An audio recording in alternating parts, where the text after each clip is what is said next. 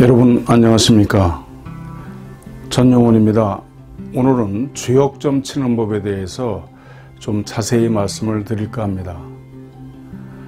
원래 주역이라는 책은 고대로부터 점을 치는 책이었는데 위진남북조 시대에 와서 왕필이라고 하는 학자가 주역은 점 치는 용도로 쓸 것이 아니라 도가적이고 유가적인 해석을 곁들여야 된다라고 해서 한 것이 의리역입니다. 의리역학이라고 하는 방법입니다.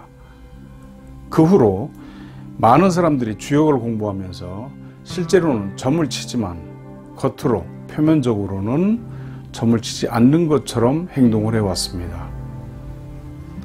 분명히 말씀드리지만 그런 것은 위선입니다. 많은 학자들이 점을 쳤습니다. 주자마저도 점을 쳤고 또 우리나라 이순신 장군께서도 점을 친 기록이 난중일기에 보입니다. 그래서 오늘은 점 치는 방법을 말씀드리고자 합니다. 태극기입니다. 우리나라 태극기에는 가운데 태극이 있고 8궤 중에서 4궤가 있죠. 이쪽에 건궤가 있고 상대편 아래에 곤궤가 있고 위에 감궤가 있고 또 밑에 이궤가 있습니다. 이 태극으로부터 양의가 생기고 사상이 생기고 8궤가 생기게 됩니다. 그 과정을 말씀드리겠습니다. 지금 보시면 이 태극입니다. 우리나라의 태극과는 좀 다르죠. 이 하얀 것은 양이고 까만 것은 음입니다. 그런데 양 속에 음이 있고 속에 양이 있습니다. 이 태극 또 주역에 대한 그림 이런 것을 도소역이라고 하는데요. 이 도소역은 고대 중국의 도교 쪽에서 발달을 해왔습니다. 그래서 이 태극이라는 그림도 사실은 도교에서 그린 그런 방법이죠. 이 태극에서 양이 생기고 음이 생깁니다. 그런데 태극에서 어떻게 양이 생기고 음이 생기느냐? 송나라 때 주돈이 호가 염계였기 때문에 주렴계라고 합니다만 주돈이는 이렇게 설명을 했습니다. 태극이 움직일 때는 양의 태극이 되고 양이 생기고 그 움직임이 격렬해져서 나중에 멈추게 되면은 고요하게 되는데 그러면 그때 음의 태극이 생긴다. 그러니까 움직일 땐 양의 태극이 되고 고요하게 멈출 때는 음의 태극이 됩니다. 그래서 양과 음이 생겨나는 거죠. 양과 음이 생겨나는 것을 양의라고 합니다. 양의. 그리고 그 다음에 사상이 생기죠. 여러분 사상의학이니 사상체질이니 많이 들어보셨죠? 양이 그대로 올라갑니다. 2개로. 그럼 요 밑에는 모두 양이죠? 그리고 여기도 음이 그대로 올라갑니다. 그럼 밑에는 모두 음이죠. 양 위에 올라가서 양이 하나 또 생기고 양 위에 음이 생기고 또 위에 양이 생기고 위에 음이 생깁니다. 그래서 양 2개로 이루어진 것은 태양 또는 노양이라고 그러고요. 그 다음에 이 위에 새로 생긴 것이 어린 것이기 때문에 이건 음이죠. 그래서 소음이라고 얘기를 하고요. 위에 다시 생긴 어린 놈이 양이기 때문에 이것은 소양이라고 하죠. 그리고 음만으로 이루어진 것은 태음 또는 노음이라고 얘기를 합니다. 마찬가지로 주역은 전부 다 이분법입니다. 그대로 2개의 노양, 태양이 올라가죠. 여기는 소음이 2개 올라가고 여기는 소양이 2개 올라가고 노음이 2개 올라가죠. 그리고 그 위에 가서 양이 생기고 음이 생기고 양이 생기고 음이 생기고 또 양이 생기고 음이 생기고 양이 생기고 음이 생기고 이렇게 해서 8궤가 만들어졌습니다. 8궤는 첫 번째가 건, 태, 이, 진, 손, 감, 간, 곤입니다. 그리고 이 8궤에 대한 숫자는 건은 1이고 태는 2이며 이는 3, 지는 4, 소는 5, 감은 6, 간은 7, 고는 8입니다. 이 숫자는 영구불변의 숫자입니다. 어떤 경우도 이 고유한 숫자가 바뀌는 일은 없습니다. 그렇기 때문에 주역 점을 칠 때는 이 8궤 각각 고유한 숫자를 기억하고 계셔야 합니다. 점을 치기 위해서 준비물은 첫째는 서죽이 필요하겠지요. 서죽과 그 다음에 서죽을 받쳐놓는 서대가 필요하고요. 그 다음에 괴가 나왔을 때 그것을 표시하는 산목, 그리고 제가 쓴 천지신명과 사람들께 바치는 주역, 이 책, 이 네 가지가 반드시 있어야 됩니다. 그래야만 점을 칠 수가 있죠. 이게 서죽이고요. 아래가 50개의 서죽, 그리고 평소에 서죽을 담아놓는 서죽함, 그리고 서죽을 갈라서 놓는 3개 오목하게 된 서대, 그리고 괴가 나왔을 때 그것을 표시하는 산목, 6개의 산목. 이 산목은 가운데가 빨갛게 된 건 음요이고, 이걸 뒤집으면 그냥 밋밋하게 돼서 양요를 표시하도록 그렇게 되어 있습니다.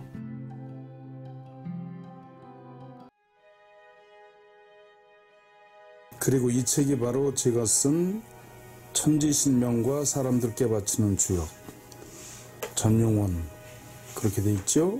그리고 길을 묻는 이들을 위해 점괘 해석을 함께 달았다. 책은 586페이지로 된 큰 책입니다. 그리고 2도로 인쇄를 했죠. 여기 보시면 모든 점괘가 다 있습니다. 위에 큰 점괘가 있고 대체적으로 다 적용이 되는 거죠. 그리고 세부적으로 재운, 관운, 학업, 매매 이렇게 분야별로 이렇게 자세하게 잘 나누어져 있습니다. 586페이지고 가격은 38,000원입니다.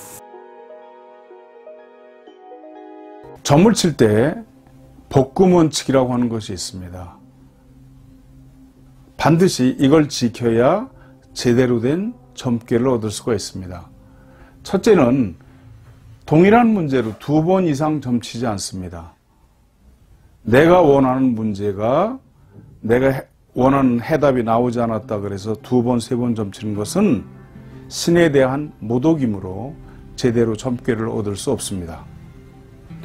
둘째로 술, 해자 시에는 점을 치지 않습니다. 술시는 7시부터 9시, 저녁이죠. 그 다음에 해시는 9시부터 11시, 자시는 11시부터 새벽 1시. 이 시간에는 신명이 내리질 않는다, 닫힌다 그래서 점을 치지 않습니다. 그 다음에 점치는 방법에는 대략 3가지가 있습니다. 이 점치는 것을 서의라고 하는데요. 주자께서 주역본이라는 책을 쓰시면서 거기에 서의 편이 있습니다. 거기에 소개된 것은 정서법이라고 해서 18변법입니다. 18번 점을 쳐서 한 궤를 얻는 방법입니다. 대략 한 30분 가까이 걸립니다. 그 다음에 두 번째는 약서법이라고 해서 먼저 하궤를 얻고 그 다음에 상궤를 얻고 마지막으로 동요를 얻는 단 3번에 하는 방법입니다. 그리고 세 번째로 척전법이라고 해서 6개의 동전을 가지고 점을 치는데 그 중에 하나를 다른 동전을 넣어서 그것이 동요를 표시하는 그런 방법입니다. 이 점법에 대해서는 제가 쓴 천지신명과 사람들께 바치는 주역, 그 책에 이미 자세히 기술해 놨습니다. 그런데 저는 주로 약서법을 씁니다. 두 번째. 이 약서법은 이미 중국 한나라 때에도 사용되던 법이고요. 그리고 다산 정약용 선생도 이 방법을 썼습니다.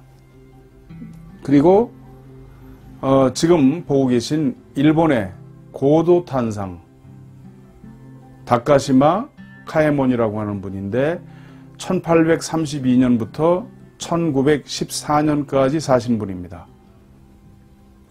일본에서는 역성으로 통합니다. 대단했던 분이죠. 주로 정부를 상대로 또는 고관들을 상대로 점을 쳤는데 한 번도 틀린 일이 없다고 하는 그런 분입니다.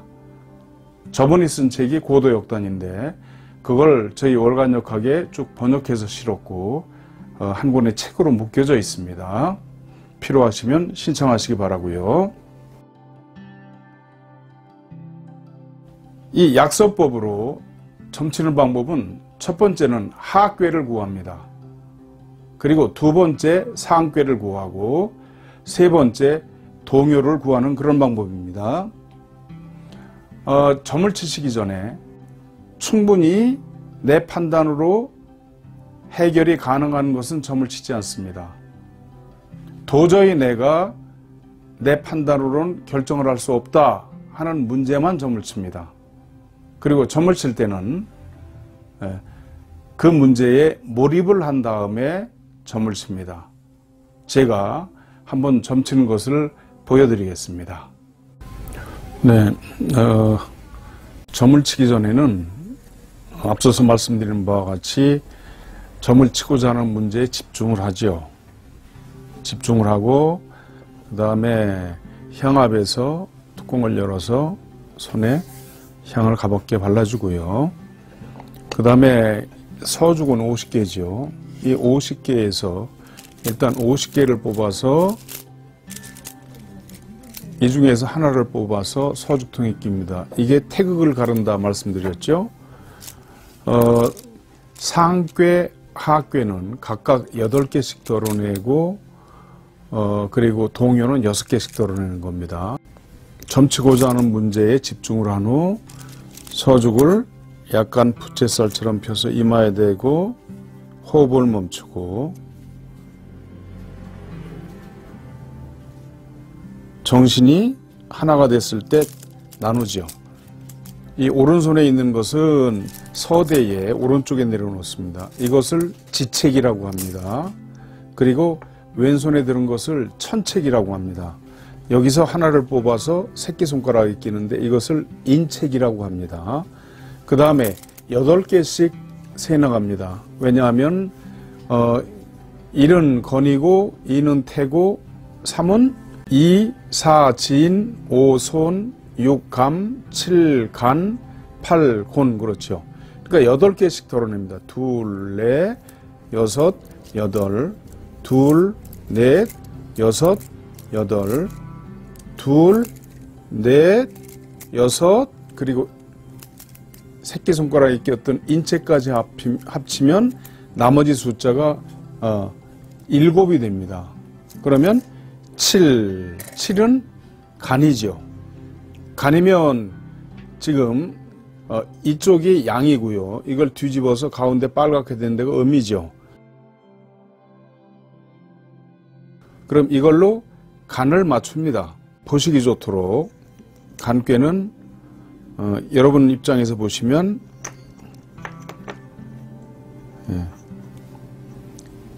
이렇게 되어 있죠. 7이니까요. 이게 간꾀입니다. 그 다음에 또다시 이마에 대고 호흡을 멈추고 정신이 하나가 됐을 때 띄어서 지책을 내려놓고 이쪽은 천책, 지책에서 인책을 하나 뽑아서 새끼손가락 사이에 끼고 또다시 8개씩 둘, 넷, 여섯, 여덟, 둘, 넷, 여섯, 여덟, 둘, 넷 하고 6. 이것까지 인체까지 못해서 6이 남았습니다. 그럼 이렇게 놓고 그 다음에는 6이면 뭐가 됩니까? 감이죠. 감꾀. 여러분께서 보시기에 편하도록 감꾀는 이렇게 돼 있죠. 이게 여러분 보시는 감꾀죠. 그러니까 앞에 나온 게 뭐였습니까? 앞에가 간이었죠. 간.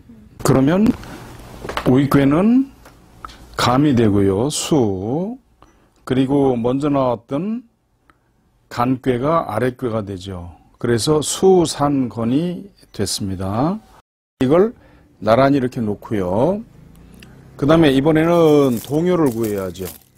동요를 구할 때도 똑같이 49개를 가지고 이마에 대고 호흡을 멈춘 후 정신이 하나가 됐을 때 나눠서 지책을 내려놓고 천책은 왼쪽 손에 그대로 쥐고요. 지책에서 하나를 뽑아서 왼쪽 새끼손가락 안에 낍니다. 그리고 이걸 이제 6개씩 세야 되겠죠. 2, 4, 6, 2, 4, 6, 2, 4, 6, 그리고 그리고 인체까지 합쳐서 3이 남았습니다. 그러면 주역에서는 항상 아래부터 위로 올라가기 때문에 3효가 동한 거죠. 그러니까 동안효를 약간 옆으로 이렇게 빼놓습니다. 그러면 지금 이렇게 보시는 바와 같이 수산건에 3효가 동했죠. 수산건 3효, 수산건 3효를 주역책에서 찾아보면 되겠죠. 오늘은 이 점치는 것에 관해서 알아봤습니다. 감사합니다.